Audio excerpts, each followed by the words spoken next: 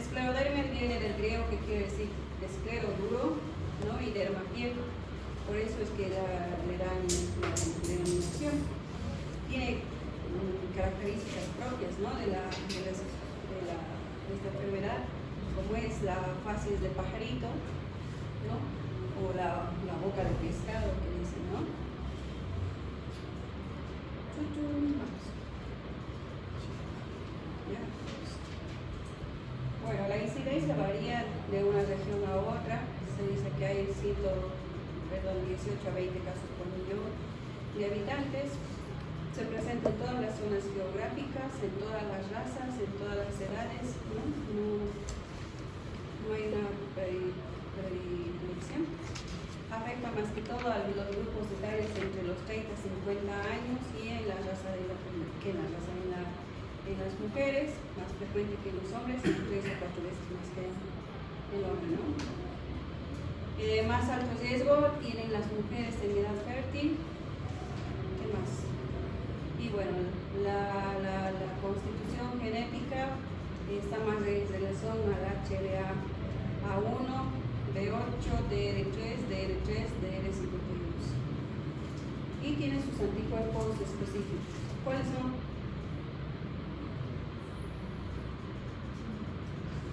Muy bien.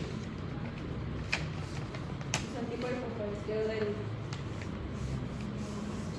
HLA.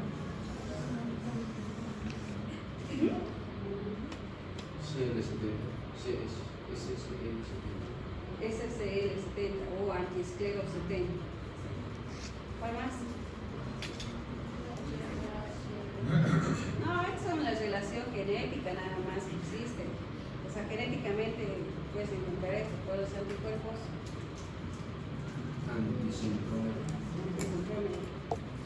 Vamos. En la patogenia de la escleroderma juegan 3 importantes roles, ¿sí? O 3 mecanismos de los que por el cual se produce escleroderma. Primero se habla del daño celular a nivel endotelial. Después, la activación del sistema inmune y la proliferación fibroblástica a nivel de la piel.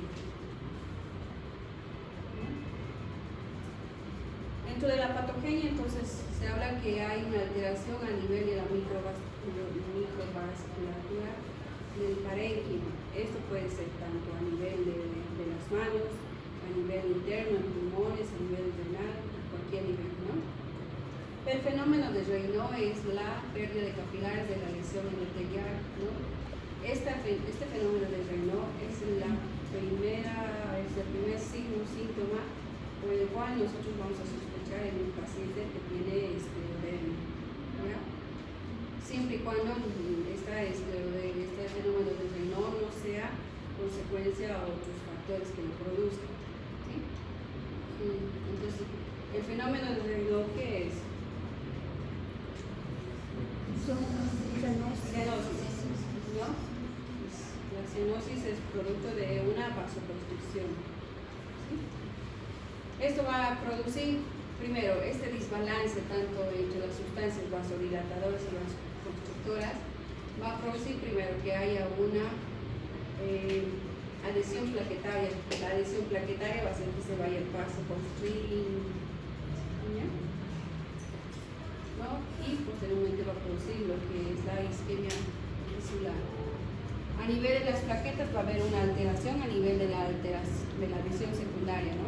Como va a haber mucha adhesión plaquetaria, la adhesión secundaria va a hacer que el vaso se cierre y se va a formar trombos y se va a producir la liberación de los diferentes factores plaquetarios, ¿no? Que van a producir la activación de los fibroblastos, y los fibroblastos se convierten después en fibrosis, ¿no? A nivel de la piel. A nivel vascular, entonces, hay diferentes sustancias que se activan, ¿no? El factor de crecimiento derivado de las plaquetas, ¿no? Que esto va a hacer que se activen los macrófagos, los neutrófilos, los fibroblastos, y esto va a hacer que aumente la fibrosis en la piel. Después va a haber la fibrosis no solamente se piel, también a nivel interno. Existe abiertas, ¿no? Que van a estimular la vía intracelular y van a aumentar la expresión del gen y del colágeno tipo 1, y la acumulación de este tipo de colágeno va a hacer que haya mayor conversión de fibroblastos con la producción de la fibrosis. La proliferación fibroblástica, ¿qué consiste? Es la acumulación del exceso de producción de colágeno, ¿no? Entonces hay un colágeno en exceso del colágeno tipo 1. No, aquí estamos hablando de no. Vamos. ¿Qué más? Este colágeno se va a ir a depositar en las diferentes estructuras, principalmente en las caderas, ¿no? En lo que es en la piel, en las manos, y va a hacer que el paciente tenga sus características propias de la esclerodermia, ¿no? No tienen arruguitas, no hay esas fisuras. A nivel celular o inmunológico, va a haber activación de los linfocitos, ¿no? De los linfocitos T, los T helpers. Estos van a estimular a los linfocitos de supresores, y estos van a activar a los linfocitos B, y estos a todas las citoquinas proinflamatorias. También va a haber activación del factor de crecimiento beta, ¿no? Lo que va a hacer que haya mayor producción de la matriz extracelular. Activación del factor de crecimiento del tejido conectivo, ¿no? Que va a producir mayor proliferación de los fibroblastos, y va a haber mayor aumento a nivel de la matriz extracelular y depósito de colágeno. ¿Qué interleuquinas intervienen? Tanto la interleuquina 4, la interleuquina 8. La interleuquina 4 va a hacer que se diferencie lo que son los linfocitos B, ¿no? Y lo mismo, ¿no? Los linfocitos B activan los fibroblastos, entonces, y se produce mayor producción y activación del colágeno.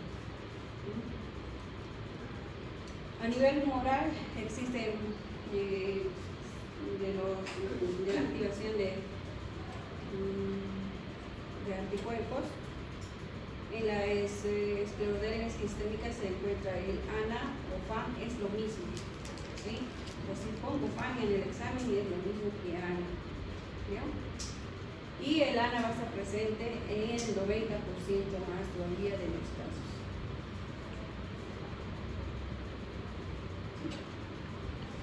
El factor hematoideo también puede estar presente en menor frecuencia, pero también puede estar presente. Estos son cuadritos que se lo tienen que saber de memoria, ¿no? No va a salir aquí su examen, entonces diré. El antiesclero 70, ni puntero, no sé. El patrón es nuclear glandular, ¿sí?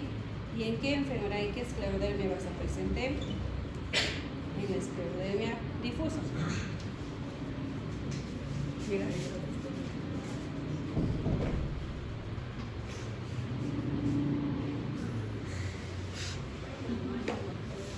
esclerodermia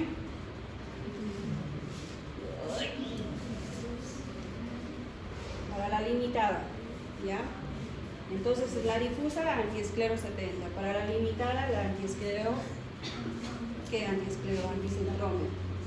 Para la PM esclero se presenta más que todo en el síndrome de superposición, el ARN polimerasa 1 en la esclerodermia difusa, y la antifibrilina o anti-RNP para otros anticuerpos, para otras enfermedades en otros pacientes. Lo que me interesa es estos dos, ¿sí? Esto es de mayor gravedad en los pacientes.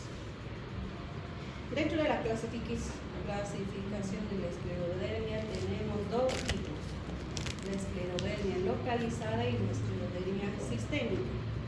La esclerodermia localizada son esos tipos de piel nada más, ¿no?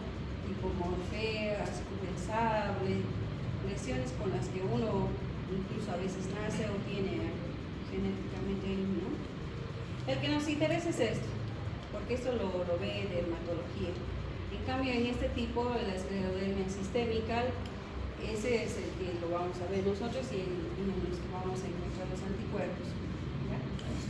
La esclerodermia sistémica entonces se clasifica en dos: la esclerodermia difusa y la esclerodermia limitada. Avanzamos. Esas son las morfeas, ¿no? Que son localizadas a nivel de la piel, ¿no? Que puede ser todo el tronco, puede ser una zona sola. Son las morfeas. No sé si alguna vez han visto este tipo de lesiones. Nada, ven ustedes. ¿Lo ven? O morfea localizada. Las lesiones son así como tipo, la piel es sin tejido celular subcutáneo, es delgadito, ¿no? Y a veces duro. Como les digo, esto lo ve el dermatólogo. Nosotros, ¿cuándo lo vamos a ver? Cuando las lesiones, los bordes estén bien eritematosos o vayan aumentando de tamaño, entonces ahí podemos nosotros darle un poco de tratamiento inmunosupresor. Se puede. Depende, pero si está avanzando, si está el borde eritematoso, se evita. ¿Quién era?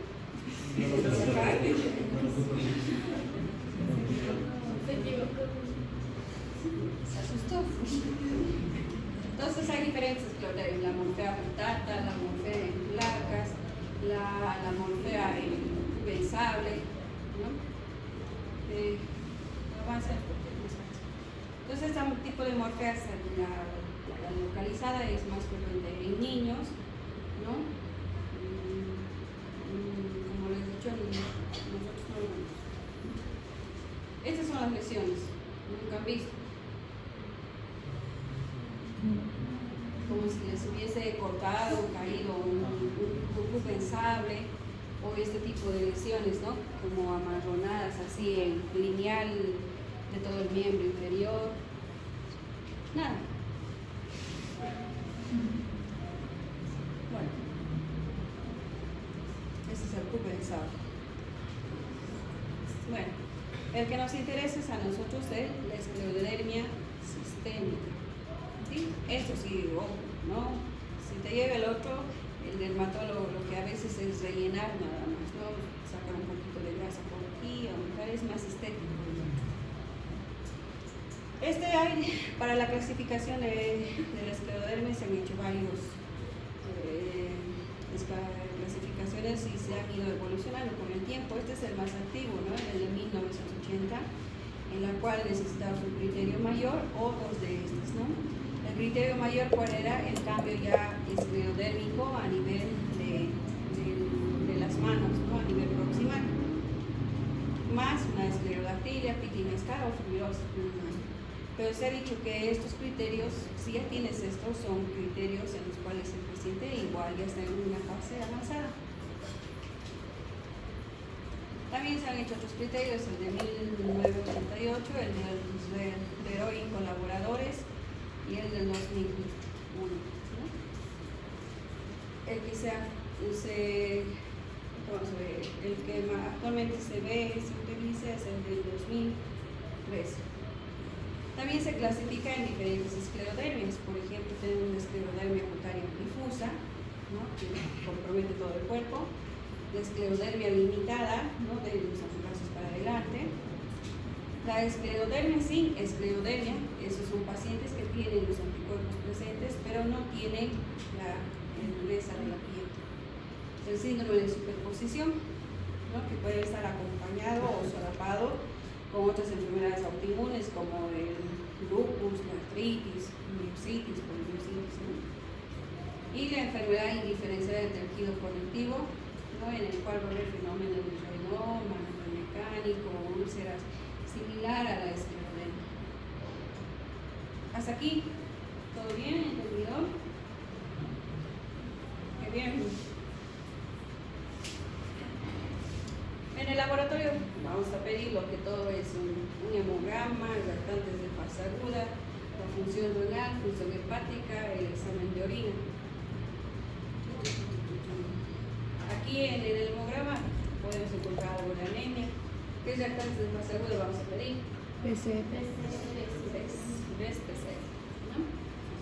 Y los anticuerpos, antinucleares o FAN, anticentrómero, antitopoisomerasa, anti-STO70, anti-RDP polimerasa, anti-RNA polimerasa. Estos son más raros, el anti-TH y anti-T0 que puedes apreciar, pero si hacen pregunta del millón, estos anticuerpos, ¿cómo lo van a pedir?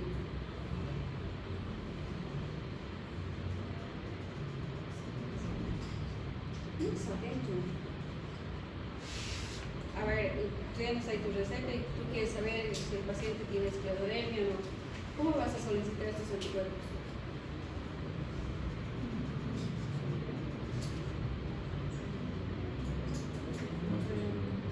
En muestra sanguínea, claro, pero ¿cómo vas a poner en la solicitud?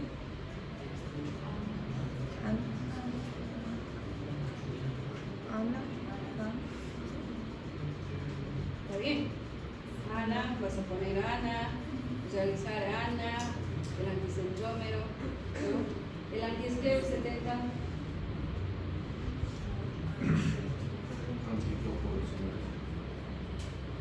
¿Han escuchado los ENAS Pro 5? Entonces pides ENAS, dentro de los ENAS está el antiesclero 70. Ahora, como siempre les he dicho, el ANA no siempre quiere decir lupus. ¿Lo ven? Para el lupus, ¿qué patrón es?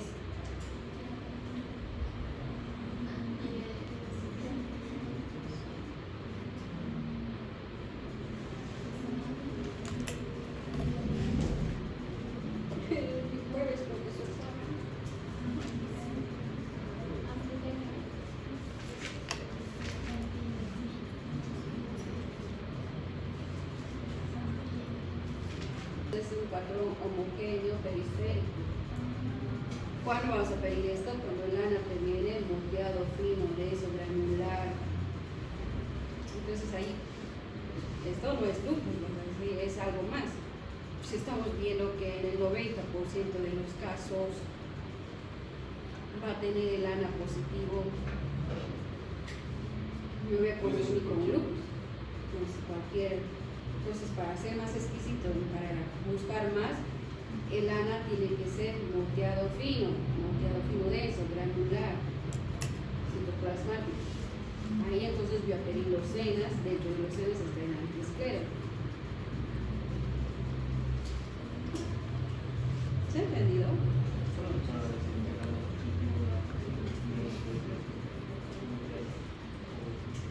Cuando tú pides el ANA, tienes que pedir ANA positivo por inmunofluorescencia, porque si te vas a esterilizar te van a decir positivo 1.1, negativo menor a 1.1, y ahí no se dan patrón. Y tú te viene un ANA positivo y vas a hacer estos grupos. Entonces no puede ser tan esclerodermia. Entonces por eso pedimos el patrón. El patrón es como se pinta con la inmunofluorescencia común. Ahora, estos son dos cuadritos que se lo tienen que saber. ¿Ya? La forma difusa y la forma limitada.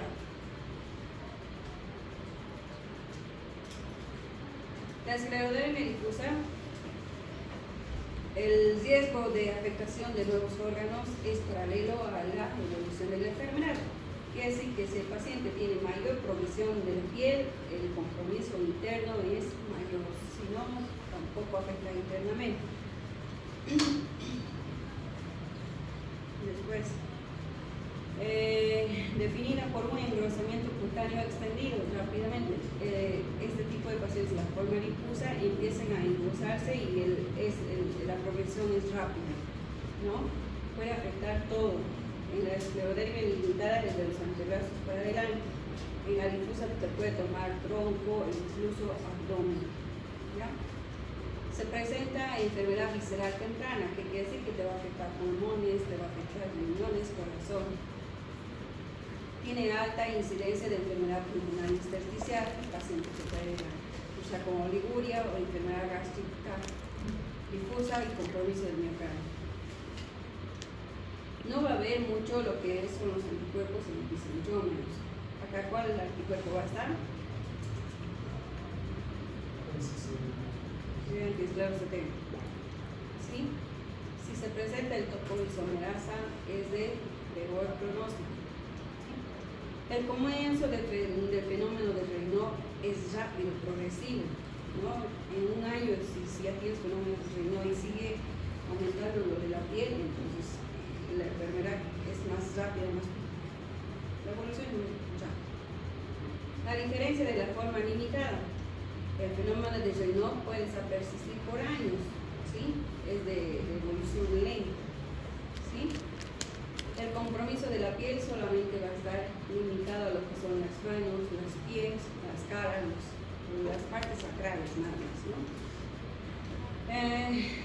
Acá vamos a ver lo que es la hipertensión pulmonar tardía, ¿no? Con o sin compromiso pulmonar. ¿Qué más? Neuralgias del trigémino, la calcificación de la piel, de las alopecia. El anticuerpo que va a estar presente es el antiestero. ¡Ah, mentira! El anticentrómero. ¿No? ¿Cómo logro es el antiestero?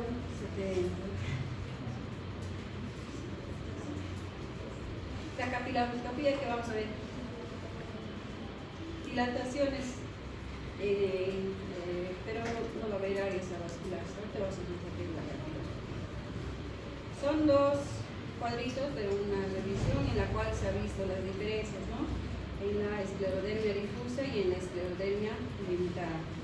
Entonces el compromiso de la esclerodermia difusa es más de órganos internos a nivel de corazón, riñón, pulmón, ¿ya? Y acá más va a estar comprometido lo que es la piel, ¿no? En menor cuantía lo que es el riñón, la hipertensión pulmonar. Fenómeno de Raynaud, ¿qué es? ¿Hay algún Reinaldo?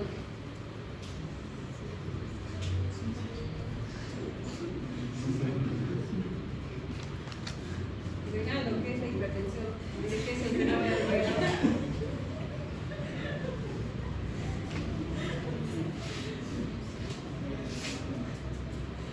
Perdón, ¿qué es el fenómeno de Raynaud?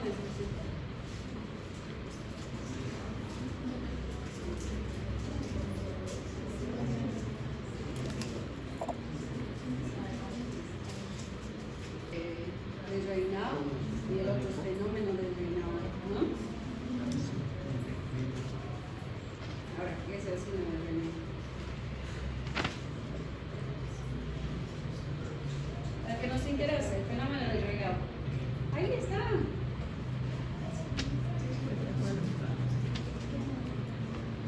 A mí esa madera, ¿viste? Pero sí, chino está ahí. ¿Son las manos cianóticas? Cianosis de las manos. Es la cianosis de las manos, ¿no? Que como les he dicho, es el primer síntoma que vamos a revisar, vamos a ver, o el primer signo que te van a derivar y te van a mandar a estudiar. Cuando he llegado para hacer el lazo, ¿no? Me pedían hacer campañas a los pacientes, esas cosas. Y yo decía, hablar todas las veces de artrosis, artritis, bla, bla, bla. Entonces me hice prestar un microscopio que no usaba, tampoco necesitaba mucho aumento, y una lamparita, porque los microscopios se fuente de luces de abajo, y de los microscopios porque puse la lamparita, entonces podía ver las uñas. Y la cola era larga, me acuerdo, todos ya terminaban sus exposiciones, ya se estaban repitiendo, y de mí seguían haciendo actividades solamente para ver las manos, ¿no? El tema era que solo tenía que yo hacer, digamos, la revisión de las capiloscopías en las personas que tenían el fenómeno de Raynaud o que tenían cambios de coloración en la mano, y no en todos. Entonces el primer signo para sospechar esto es el fenómeno de Raynaud.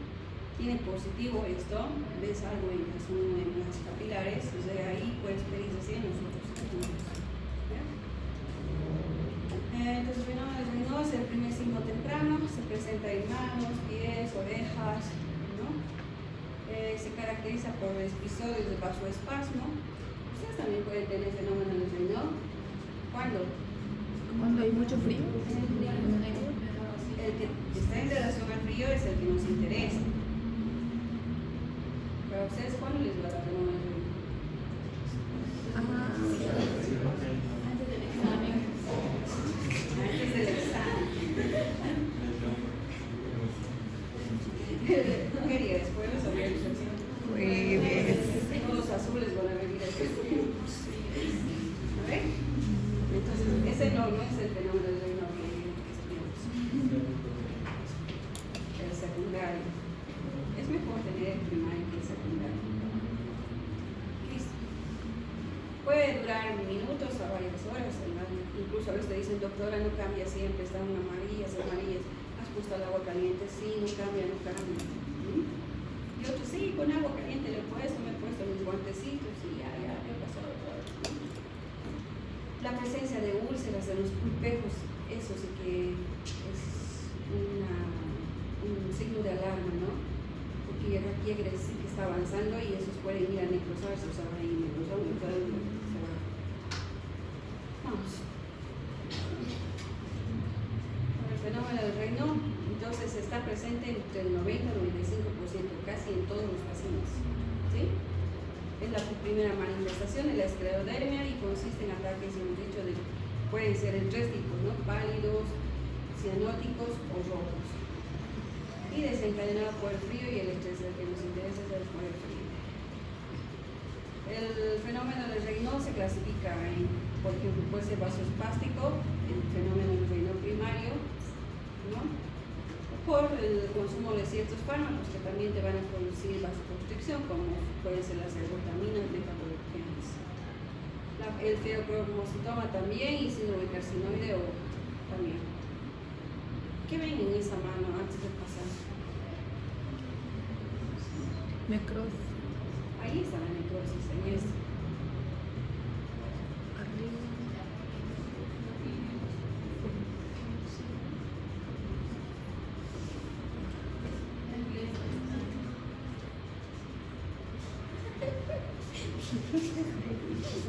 ¿Qué quiere decir? Picking scar.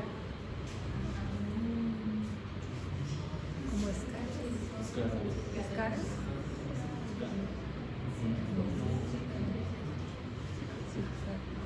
¿Mordedura de ratón? No sé. No, ratón no.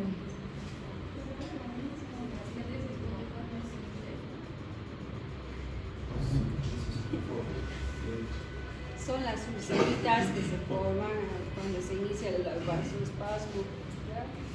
Si empieza con esas cositas, como la mordedura de ratón, avanza esto. Entonces hay que evitar eso, ¿no? La necrosis digital. No sé si con ustedes, nadie lo ha visto. Teníamos una paciente así, ha venido así, nos vieron así. Pero era lupus, secundario con lupus. Y el traumatólogo vascular decía, tenemos que amputar su dedo. Le puse ahí, no amputar el dedo. Y luego hemos puesto pulsos, corticoides, todo eso. Se ha limitado la necrosis a eso, una sarnita de todo ese uña. Ahora tiene que caerse eso. Va a perder la uña y se va a salir esa necrosis.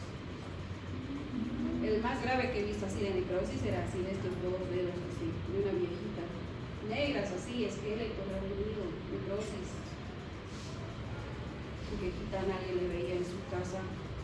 Entonces igual el traumatólogo le decía en cara amputar los dos dedos. Si ven así, no es indicación de amputación.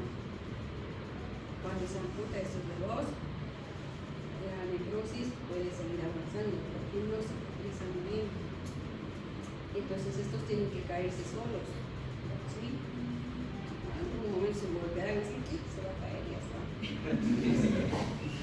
Pues, porque, como les he dicho, no cicatrizan bien. Se tienen que caer solos. Y no huelen mal. Son bonificados, están ahí. No huelen. Pues con alcoholcito y listo. Bueno, si alguna vez ven, listo. Puede afectar diferentes vasos. ¿Cuándo vamos a pensar en fenómenos de renal primario? En pacientes jóvenes, ¿no? En la adolescencia. ¿Sí?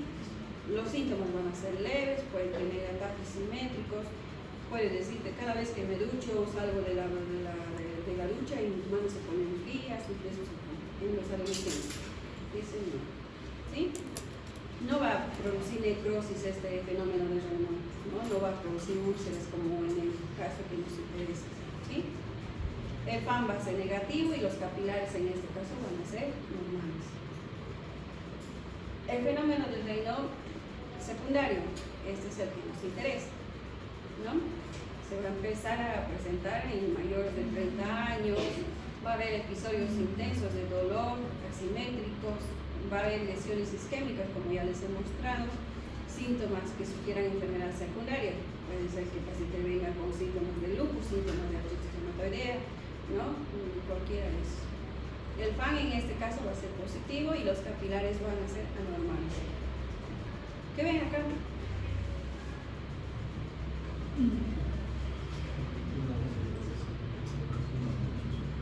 ¿Dónde? ¿Esto de qué parte? ¿Dónde es? ¿De qué?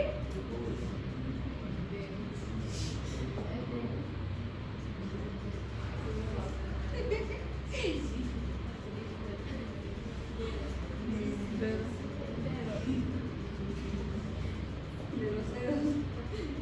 A ver.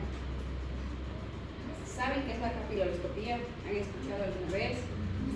Yo acabo de decirles, es el estudio por el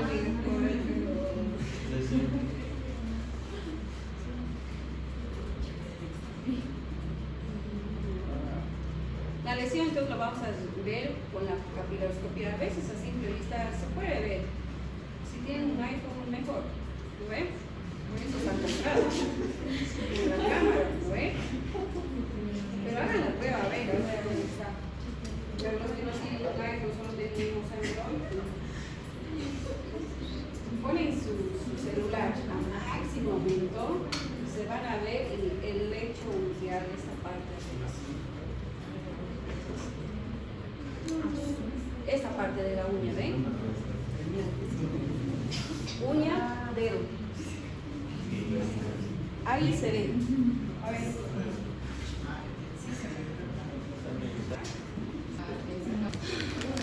Bueno, aquí dice, ¿no? Que es un estudio fácil, sencillo de hacerlo y no invasivo, bla, bla. Es esto.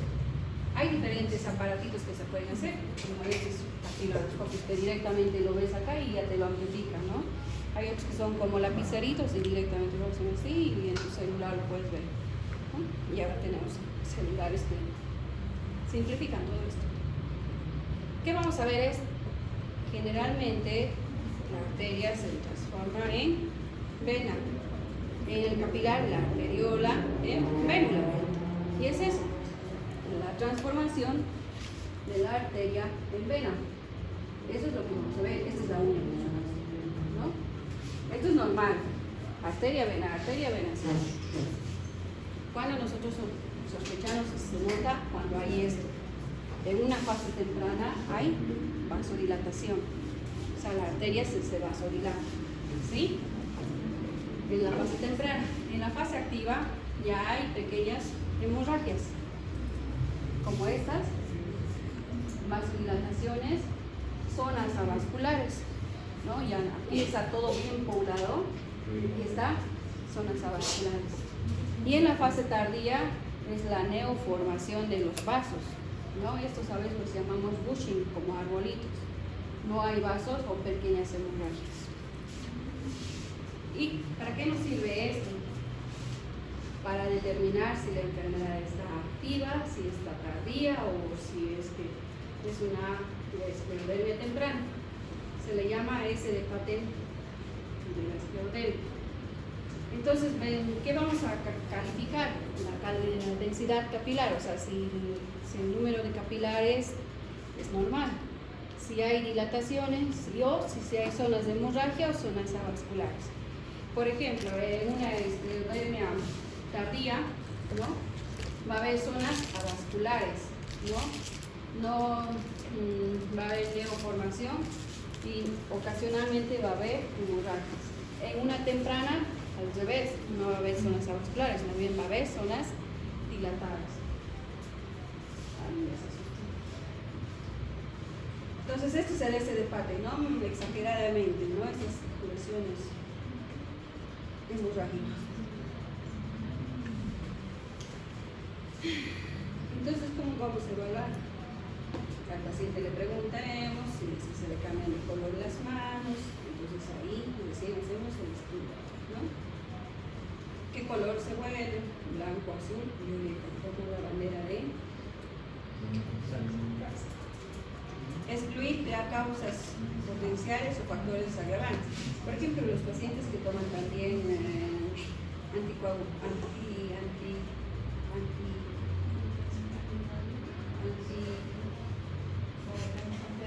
anticonceptivos orales. También puede tener esto. En una ocasión, les cuento, una chiquita era de 16 años, venía con su dedo de su pie gordo y a toda esta parte como necrosado. Estudio para lupus, artritis reumatoidea, esclerodermia, todo, ¿ya? Entonces, nadie preguntó si tomaban anticonceptivos, 16 años, nada. Y no sé cómo salió el tema. Y la mamá dijo, no, por si acaso, doctora, esto era un anticonceptivo. ¿Por qué? Esto era el anticonceptivo, ¿no? Es que no quiero que me venga con sorpresas, doctora. Así es que ya no me sí. Y entonces buscas en la literatura los anticonceptivos también, pero no sé. Ahora los que hacen y se aplican bien. Tienen sus 6 rutinas, ¿no ves? Cada semana se aplican sus esteroides, no sé qué. También pueden ser.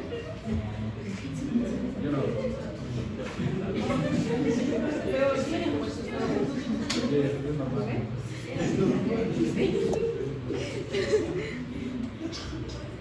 He salido un paciente que se le han necrosado sus dedos porque se aplicaba cada vez en sus.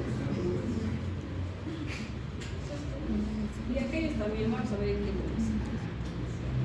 Veneno del Raynaud, ya hemos visto, capilaroscopio frío, tratamiento del veneno del Raynaud, beta bloqueantes cálcicos. ¿Qué beta bloqueantes conocen?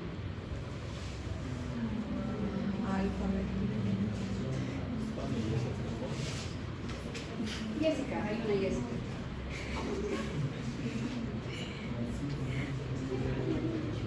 Está por ahí.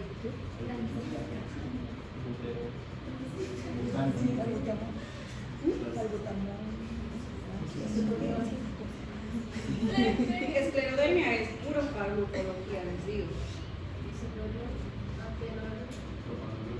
Ninguno de esos.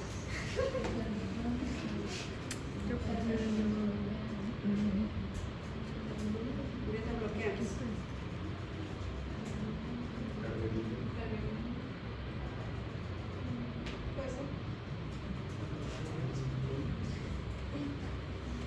Bloqueantes de los canales de calcio.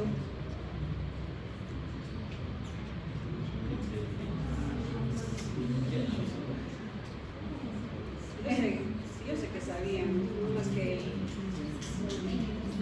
nifedipino, verapamil, ovíquese, ¿no? Tampoco sé tampoco más de eso.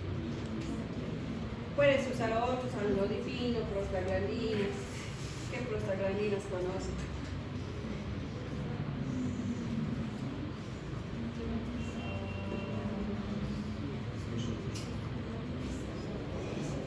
Pero es cierto.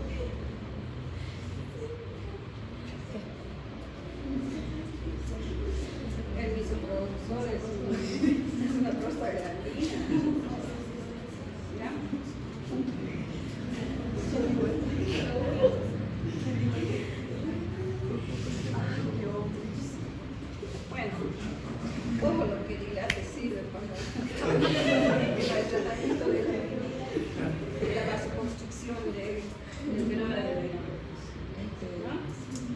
aspirina, inhibidor de la agregación plaquetaria, él sí lo está solo. Sildenafil. En serio, no le dije, pero acabé de tener una paciente que le hemos dado sildenafil. Y le mandó a su marido a comprar y de ahí me dice, doctora, mi marido ya no quería comprármelo porque viene con una cara así. ¿Qué es eso, doctora? No sé, la pastilla azul, le he dicho. ¿Y para qué sirve? Porque somos tu marido llega así, que vaya todas las veces a la farmacia y te dice, sí, doctora, de vergüenza viene. Seguro se decide. Ahí está, ¿no?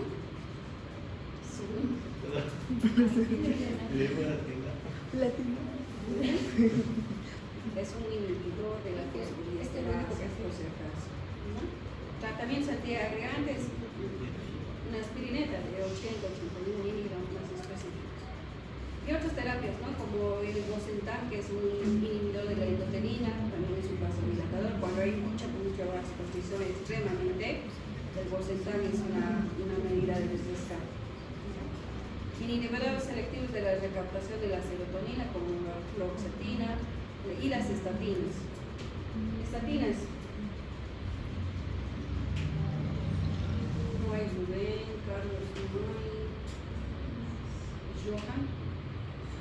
¿Hay? Joel. George, algo así.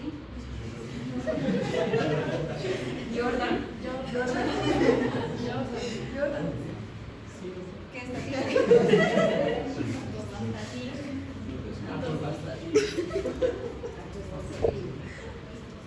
Entonces aquí está esto de las atorvastatina.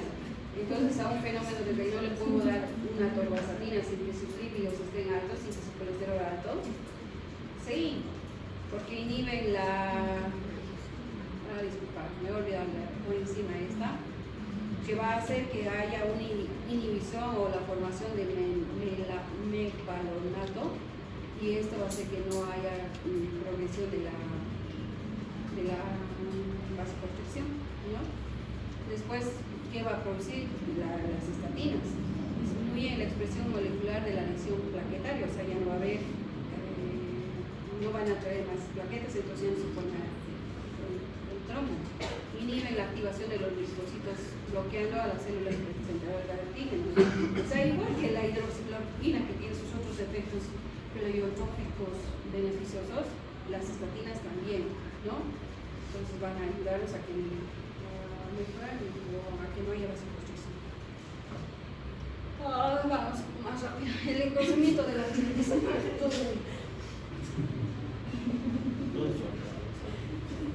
Ojalá que no lo vean. Ay, sí. A nivel de la piel, ¿qué vamos a encontrar?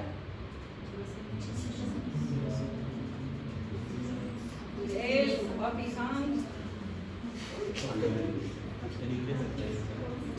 Sí. My English is horrible. Puppy hands. A ver, ¿cómo le decimos? En artritis psoriásica, en espondilitis anquilosante hablábamos de dactilitis, hablamos de entesitis, ¿no? En esclerodermia hablamos de puppy hands, pitting scar, telangiectasis, cada uno tiene sus síntomas propios. English,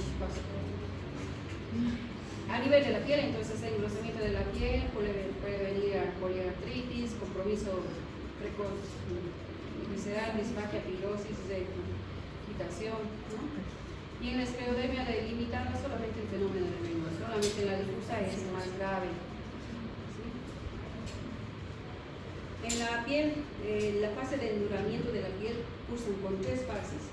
Primero va a haber una fase nematosa, el puppy hands, las manos se van a hinchar.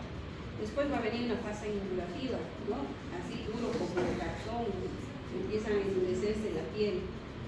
Y después de años, si es que pasa todo eso y no se complica, llegan a tener una fase atrófica donde la piel se vuelve piel de celular delgadita, ¿no? Ya no hay tejido celular subcutáneo ni grasita, solamente una piel finita. ¿Ya?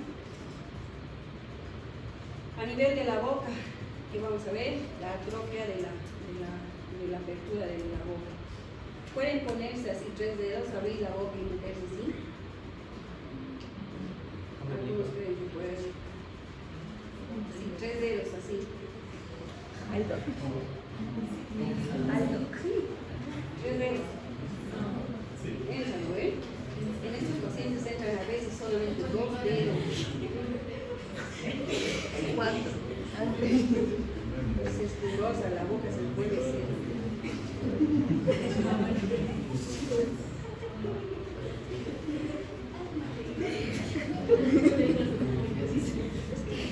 Estoy transfiriendo más que otras clases.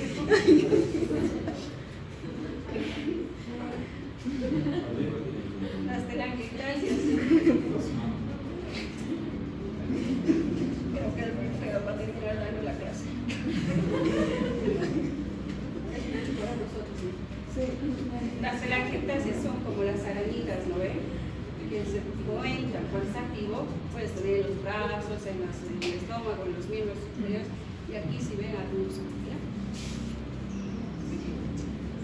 Eso quiere decir que está activo. Vamos, la evolución, ¿no? Si es en la esclerodermia difusa, el progreso es rápido, 1 a 2 años, pues incluso asociado más adelante con contracturas a nivel de las manos. No les miento, suena así. Cuando se dobla y extiende, es como el cartón, contracturado. Cuando se paran, es como un robot, porque no tienen ya todo el movimiento y caminan como un robot, apenas se doblan, ¿no? ¿Qué más? En la limitada no es tanto, ¿no? No es mucho la reacción. También podemos encontrar a nivel de la piel lo que es la formación de calcio, ¿no? El pirofosfato de calcio en los dedos, en las partes musculares, en las rodillas, en los hombros, codos, ¿sí? ¿Qué más? El tratamiento de la piel, pentoxifilina, si hay contracturas o compromiso articular, metronidazol, ciclofosfamida. Como es una enfermedad progresiva, estos pacientes tienden a entrar a esto, ¿no? Lo que es la depresión, son aislados, ¿no? Y te pueden venir con síntomas constitucionales, como es la fiebre, pérdida de peso, fatiga y la depresión. Manifestaciones musculoesqueléticas, la esclerodermia duele si viene con dolor articular. A diferencia de la artritis, no va a ser erosiva. Con frotes tendinosos, debilidad muscular, e incluso puede venir con una miopatía muscular, ¿no? Debilidad muscular. La formación de carcinosis, acrosteólisis y contracturas secundarias en el engrosamiento cutáneo. La acrosteólisis es esto, ¿no? La pérdida de la sustancia de las interfalámicas distales. Esto es normal. Entonces los deditos se van reabsorbiendo. Ahí pueden ver, ¿no? Las contracturas musculares.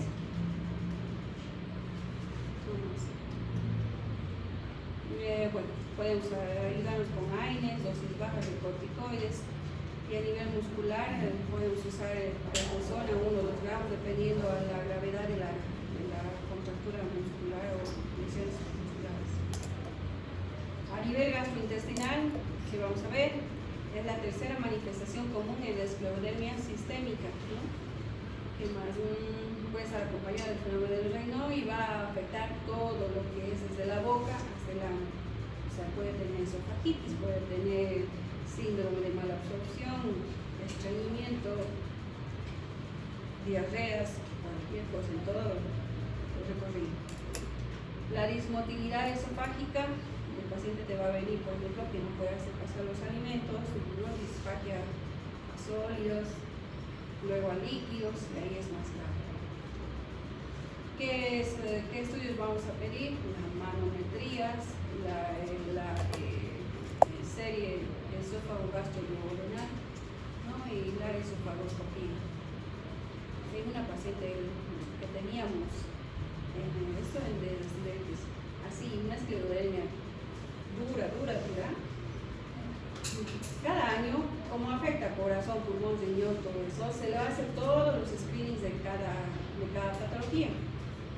Y le hemos pedido esto de la serie gastroesofágico duodenal, ¿no? Toman un contraste y cada cierto tiempo le van midiendo, le sacan la radiografía. Todo bien, se hizo la señora. Después, a los 2 o 3 días, volvió la señora como que no podía comer, que no toleraba ya los líquidos y nada. Era que el contraste le hizo mal, le dañó el esófago y pan. Entonces se internó.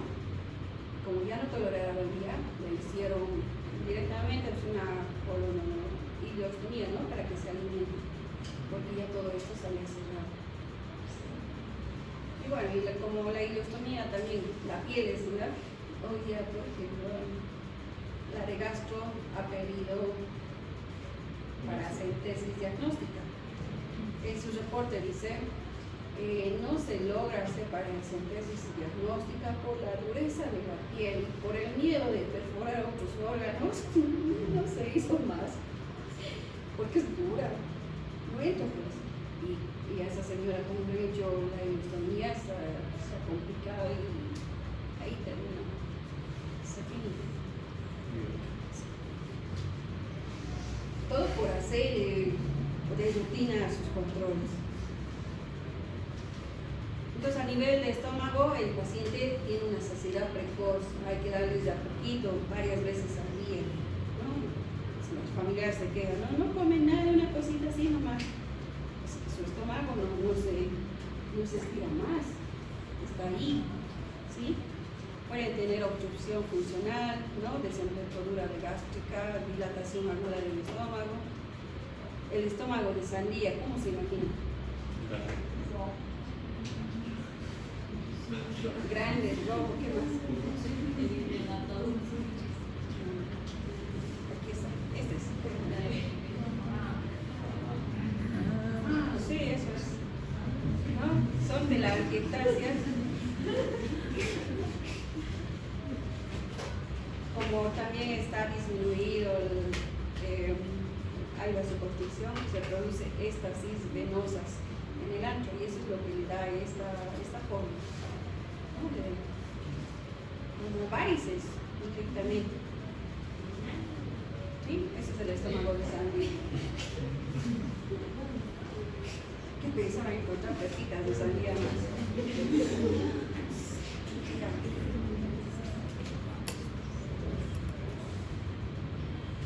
A nivel de intestino delgado, más común es el síndrome de mala absorción.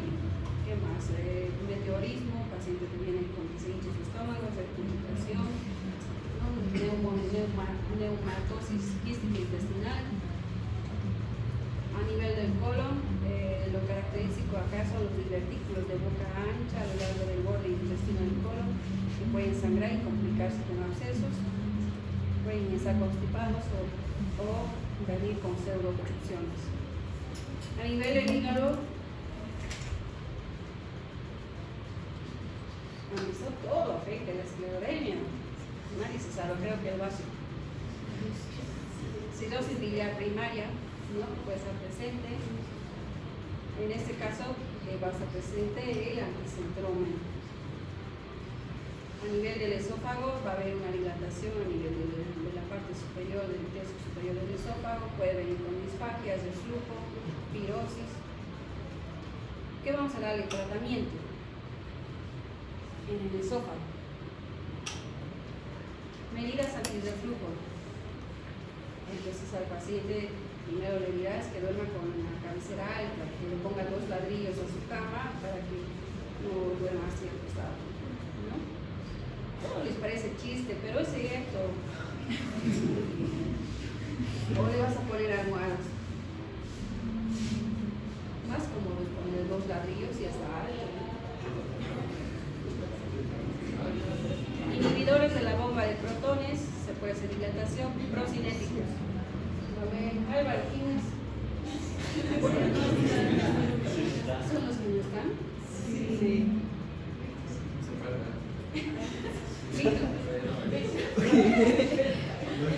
Aquí está. Dame 2 procinéticos.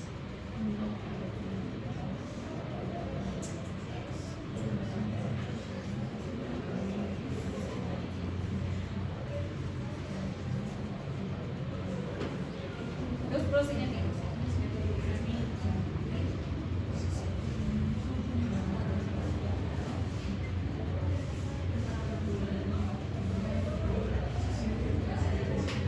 Metoclopramidas. ¿No? ¿De cuánto viene la metoclopramida?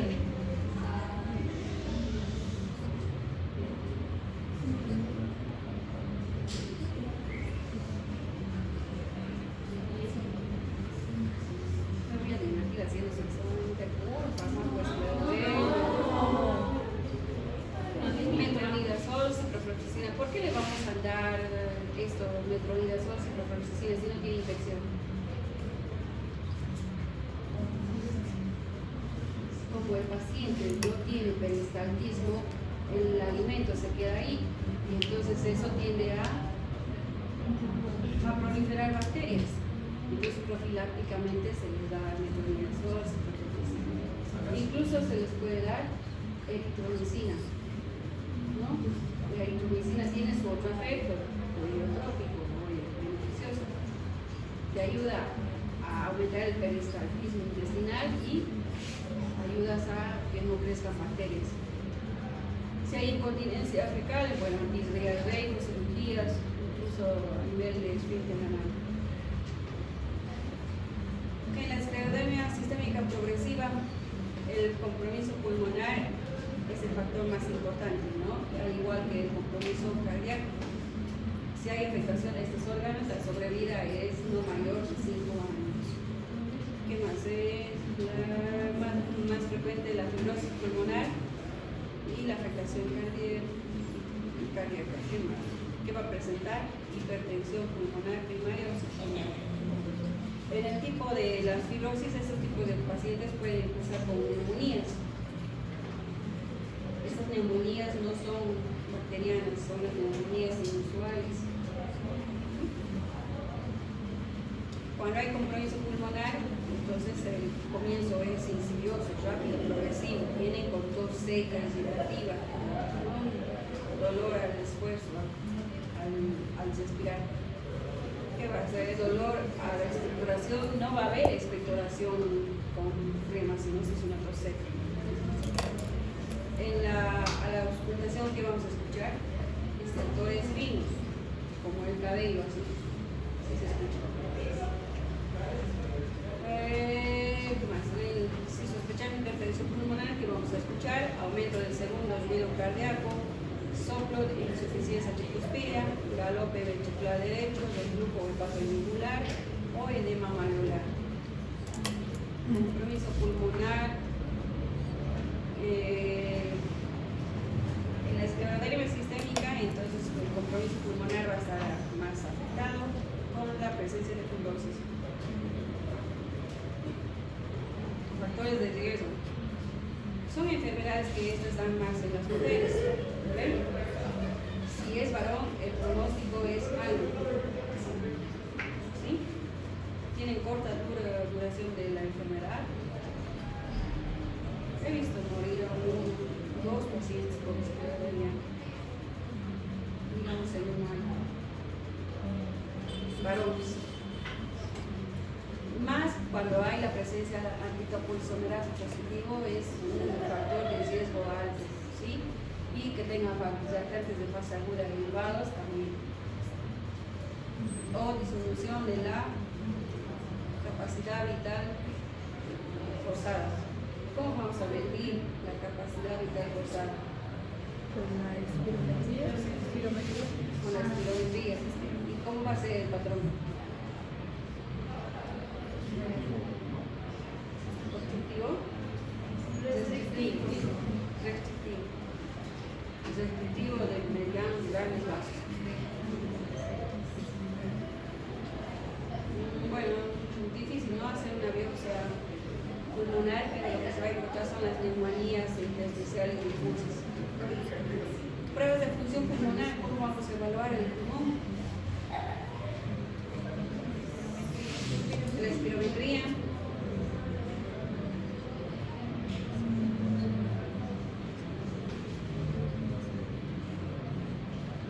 Neumología, perdón, han llevado. ¿Y cómo evalúan el pulmón?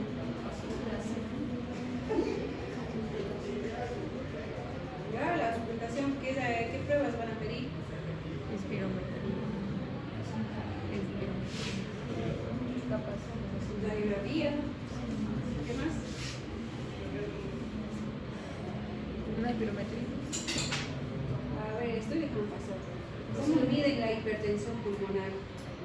Porque ahí dice hipertensión pulmonar primaria y secundaria, no importa. ¿Cómo voy a solicitar? ¿Cómo voy a saber si tiene hipertensión pulmonar?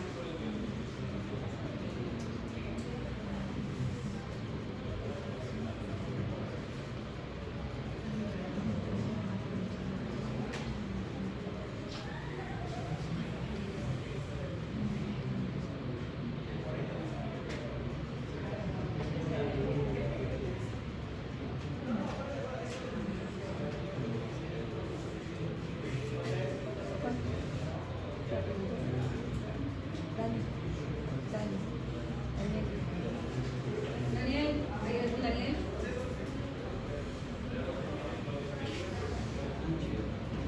Él es Álvaro Daniel de todo. No sé.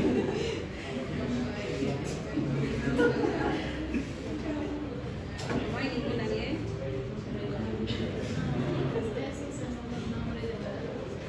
Claro. La hipertensión pulmonar se mide con tomografía, pueden dar datos indirectos. Lo más sencillo es dar el ecocardiograma doble. Pruebas de función funcional.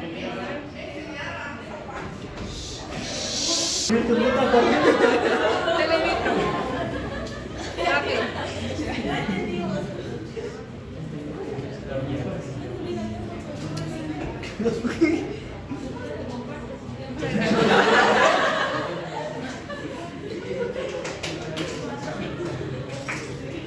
El riñón pida funciones para el riñón. Se afecta el pulmón, la diálisis, la espirometría, la tomografía. ¿Ok? ¿Qué vamos a usar en este tipo de pacientes? Vasodilatadores. ¿Cuáles conocen? Ya hemos dicho.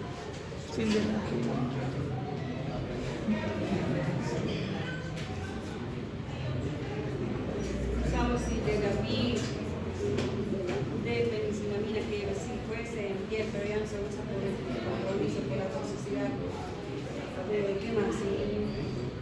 Inhibidores del bosentan. O sea, si hay constipación, se da el Procinet.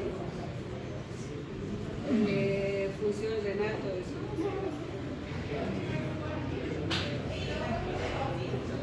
Más bien es una enfermedad que no ven frecuentemente. Qué bien.